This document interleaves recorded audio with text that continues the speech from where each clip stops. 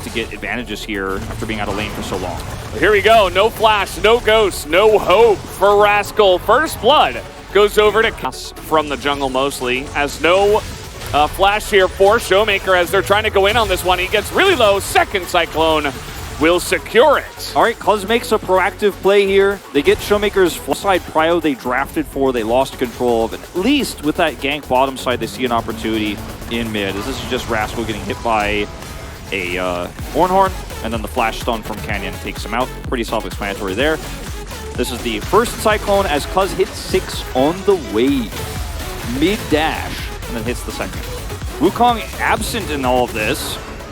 Oh man, Ignite already here. He's going to force the ult out of Rascal, and now Bertle in a bit of trouble as well. Has to call his own Forge God. As you can see, Rascal is not done yet. Does have flash, but doesn't get to keep. He doesn't even have his ult. And everybody's just up here. He's going to get the pull onto Duck Dom, but this guy is so dead. And let's see who they give the kill over to. It will be Duck Dom. Not a big surprise there. Pretty free on that one as Wukong is going to pick up the Drake. What is it with LCK teams and the weird top pick in the last game of the Critical Series where it just falls flat on its face? It's just starting to become a bit of a trend, Valdez. 0-2 now. He did not go for the Imperial Mandate. Wants to have the burn damage on the front line with the Leandries. So that mystery is solved. And it is Duck Dom who won't be getting plates at this stage. He normally comes up here and gets plates, but he's looking for a turret. He's like, found a little bit of control. Oh, in goes Vikla. He's got wild growth on himself. This is some massive Silas in so many different ways. As now the Talia wall's coming in. Tidal wave as well, but Rascal is right here with the teleport. And looking to turn this one around for the side of KT. 2 kills now to KT, as that one is going to be buffered here nicely by Bertle, but I don't even know if this Graviton Moonlight Vigil will help them. A double kill now for KT, as a huge turnaround has come in. Even a flash traded for a Gale Force. Duck Dom will at least be happy with that. Yeah, if Life gets that bubble, though, I mean, that's a dead Aphelios. Still going to Rascal death on the top side of the map. This one is the least interesting of the 2 replays we're going to be watching here. As once this explodes, kind of sets up for the next one with this Rascal teleporting in behind it. It's kind of like the set play, which is here. So Vikla is here. Damwon Kia have 3 members and a Talia. So when he goes in with the wild growth on himself, I'm like, this probably doesn't end well, because Canyon will also get wild growth. But then the Talia ult here comes up a little bit too late. The teleport comes through, of course, for Rascal, and he locks them down. And Talia doesn't actually join the fight. Showmaker just stays mid. He's like, oh, it's just too doomed. I'm a little bit late.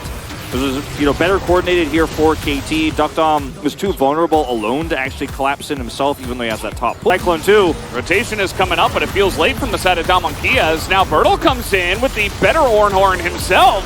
As you see Showmaker and Canyon getting onto that backline, Life is left out to dry and left all alone, as now we've got Nami here for Canyon. So many different things as the Viego goes in, looking for the kill onto Cuz as second Cyclone comes in. Bertle getting a little bit, if they Luden's proc, and he goes down to half. Oh, we're going in. Vikla is like, no, I'm going out.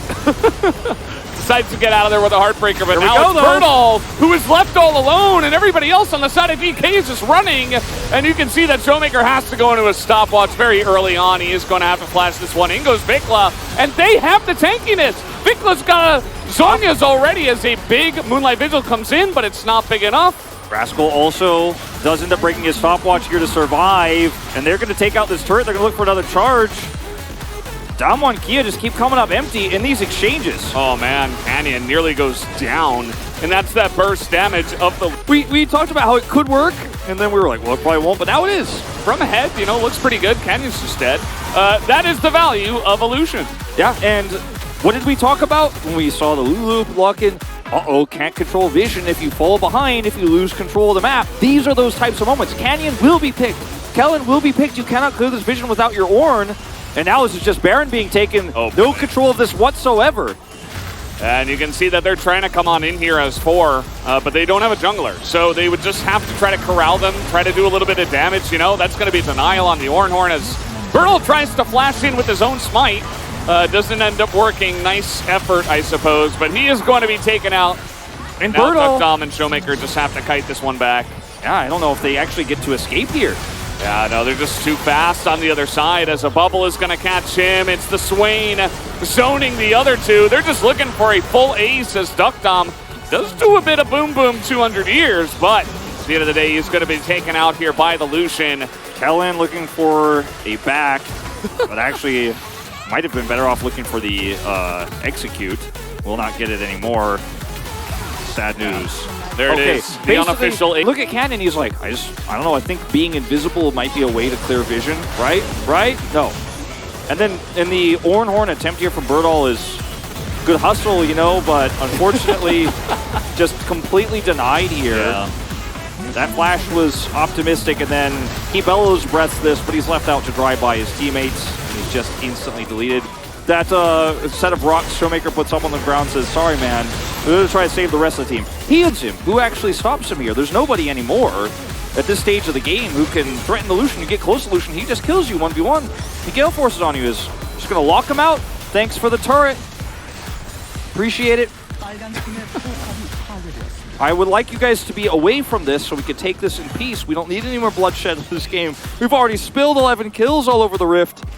And we will, you know, take the Taliyah ult and say, you guys can come back to the lane once the turret's gone. The amount of control they have over this map, like, look at the controllers on top and bottom. I don't think the vision control could be better, actually. I think this might be it. This is peak vision control. Yeah. Nobody can check. It's just very interesting to me, like the developing discussion as well, even that we're having about like the Lucian versus Sivir. We have a little bit of downtime here. Yeah. The Lucian is getting so much value even after going even in lane. Like they didn't get a lot of prio on bottom side. I think they gave over the first Drake, right? And even so, it gets to a position where it's just such a huge threat. A couple of mid-game fights where you hit, you know, 2 items, you go Gale Force and RFC, and then all of a sudden you're just chunking anybody that you see down to half health. It is such a threat, and it gives you so much power so much earlier on in the game, whereas Sivir is very much, well, he's going to be fine here. Almost caster cursed him. Yeah. Sivir needs basically at least 3 items, but really 4 items, right? So it gives you that spike earlier on. For me, the Kraken Slayer spike of Sivir is a different type of spike in terms of raw team fighting, which I thought KT were going to be looking for early with this draft, especially because they have a Sylas, Wukong, Swain, right? So, you know, you take a big ultimate fight on like 2nd or 3rd Drake, that's when the Sivir can really be frustrating, especially against Aphelios. We could talk about a lot of different other matchups like Zeri, Sivir, some other time, but the Lucian, I think, was a lot more difficult to pilot and was reliant on Aiming having a pop-off performance with his team getting ahead, and that is exactly the world we're living in now. So all the weaknesses don't matter if you're this far ahead and the Lucian just has free reign, no one can stop him. And again, no one could clear wards. There is not one player on Damwon Kia's side who could really clear wards outside of Ornn, and even that's debatable if he can get in there and like clear one with his slow attack speed hammer trying to deforge a ward, smelt an ward in the jungle. And right now, KT are just waiting on the Baron spawn timer. And then they're going to group on it and say, yeah, come through all of our vision and all of our CC and burst damage. Good luck coming to Baron. We invite you. Yeah. It's pretty interesting as well. Earlier on in the series, there was 0 focus on Sylas at all. We didn't have either team pick or ban it in the first 2 games. And then it comes out here against an Ornn and against a Lulu and against a Viego. Most importantly, I think that Taliyah the Aphelios ults are kind of not great for the Sylas, but you're getting so much value. Like, all of a sudden, it's like, oh yeah, Sylas is just able to get through here. And even picking it into the Taliyah, they're totally fine to do that. As what is Aiming going to buy? Looks like a control ward. Don't know if he got an elixir there or not. I don't think so. As still holding on to his boots, so we're not quite at that stage of the game just yet, but he's got a lot of money. And look, Damwon Kia here, what's your angle, what's your engage? It's only Birdall, and they're just losing this war of attrition here over waves as well, and I think Damwon's best case scenario is a trade of objectives, and they're trying to buy enough time for that to be a potential option for them. KT just keeps saying, nah, we won't start one. I mean, look at these lost minions here on top and bottom. Damwon are just priced into forcing something here. The Swain is help pushing top lane as well as, yep, that's the Lucian. He tries to counter engage, in goes Canyon, a 5-man knockup with that one as aiming nearly dies in that backline, and now Vicla's going forward with Rascal. They say we can still win this fight, even without our Lucian, as they get into that backline. Duck Dom is gonna flash, but he immediately gets popped down by Cuz in this one, and immediately there is no DPS on the side of DK. The Showmaker is not able to do much. So many low health bars, but they are pushing to maybe end. It's not fair that they can have a Sylas, a Swain, and an Ornn. They have the Ornn ultimate, so essentially they have it. And this comp, this duo of solo AP laners is not meta. It's not something we've seen before. KT, brave enough to try it, facing match point here, down 0-2 in this series after an hour-long pause. Life does damage, okay? He's got 22 stacks on him and dies, all right? And we have a game number 4, which I'm not sure anyone could have predicted with the crazy way this...